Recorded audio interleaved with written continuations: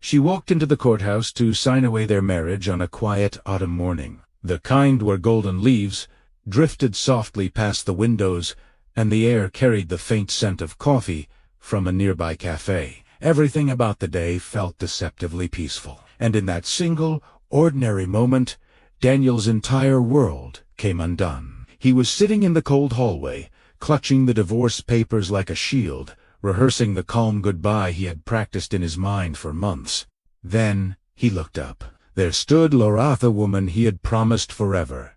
To her face composed, her shoulders steady, but her body unmistakably, undeniably transformed. Beneath her open coat, her belly rounded in the unmistakable curve of 7 months pregnant. The realization hit him like a wave crashing over stone. He froze, unable to breathe, unable to move, as every certainty he had clung to shattered silently around him. If you believe in forgiveness, second chances, and the quiet power of kindness, pause right now and hit that like button. Share this video with someone who might need hope today. Drop a comment telling us where you're watching from, and subscribe to Kindness Stories Global. Your support helps these stories reach hearts that need them most. Daniel had imagined this day countless times, but never like this.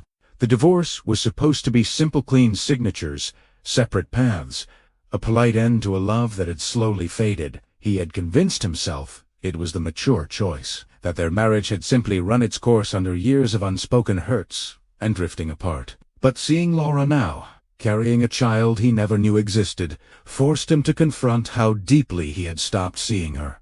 Their story hadn't ended in fireworks or betrayal. It had faded in silence.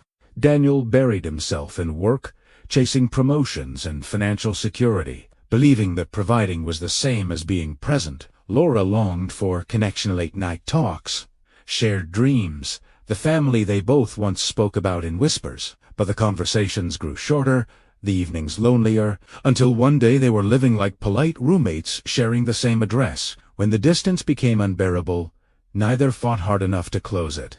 The separation came quietly, almost respectfully, like two people agreeing to let a cherished memory fade. In the months apart, Laura discovered she was pregnant. The news arrived like an earthquake, terrifying, overwhelming, and completely alone. She sat in the bathroom, staring at the test, tears falling, wondering how she would do this without the partner she had always imagined by her side. But something inside her steadied. This child became her anchor, her reason to keep going.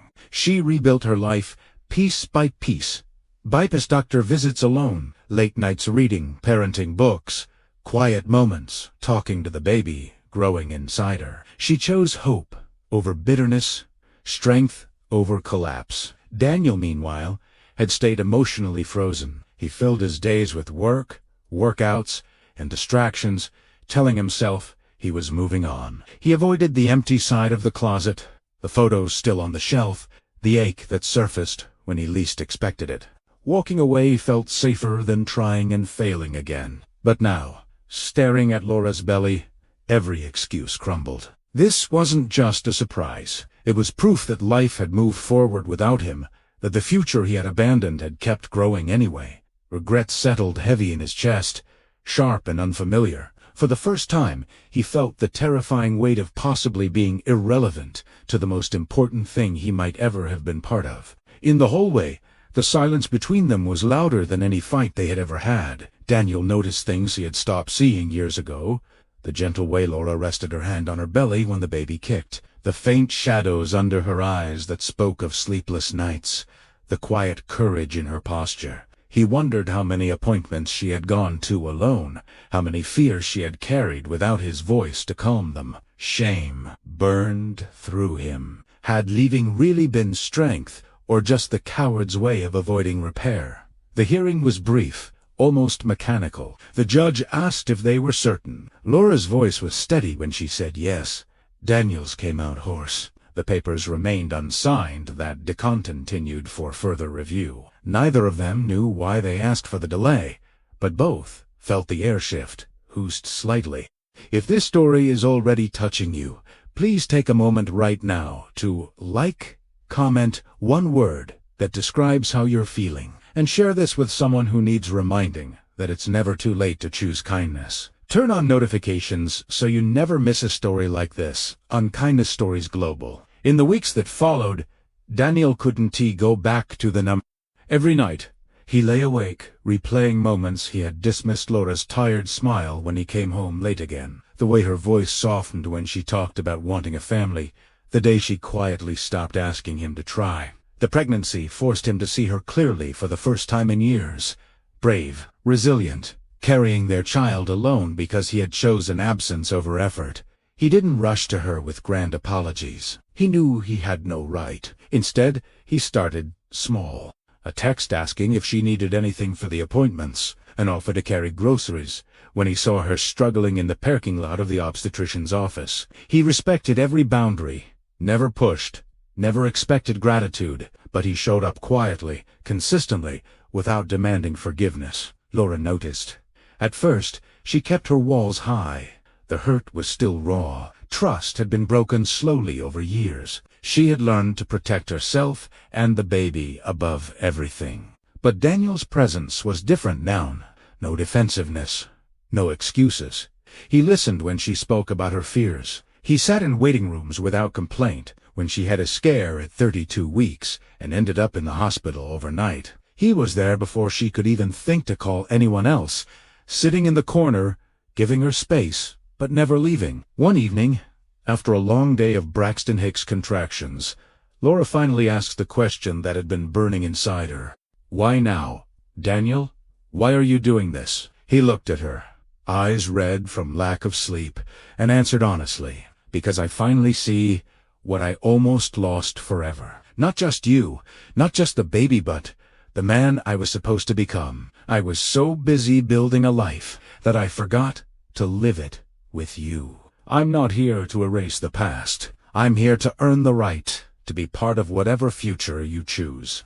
Something in his voice, the absence of pride, the presence of accountability, cracked the last of her resistance. Tears came, not dramatic, but quiet and cleansing. She didn't forgive him that night. Forgiveness isn't a moment. It's 1,000 small choices.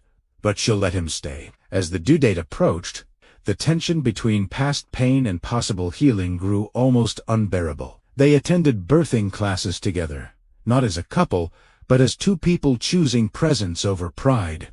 Daniel learned how to support her through contractions, how to advocate for her in medical settings, how to simply hold space when words failed. When labor finally began, it was long and grueling. Laura gripped his hand through every wave, sometimes whispering anger from old wounds, sometimes whispering gratitude for his steadiness now. Daniel never left her side. In the quiet hours between contractions, he told her every truth he had been too scared to say before, that he had been afraid of failing as a father, that he had mistaken control for strength, that losing her had been the wake-up call he never knew he needed. At 4:17 in the morning, their daughter entered the world with a fierce cry that filled the room like a promise. Daniel cut the cord with shaking hands, tears streaming unchecked down his face.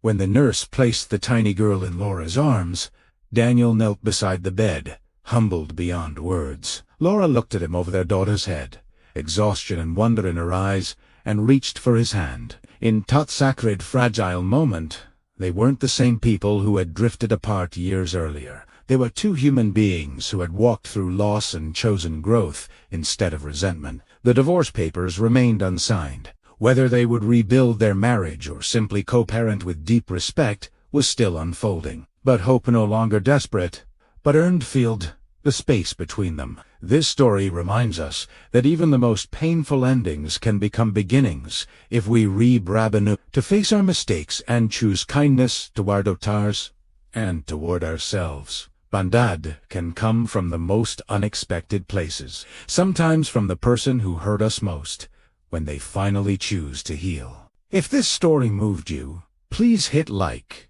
share it with someone who needs hope, and comment below, what would you have done in Daniel's place, or in Laura's, and drop one word that describes how this story made you feel. Your words and your engagement help these messages of kindness reach more hearts. Thank you for being part of Kindness Stories Global. See you in the next story.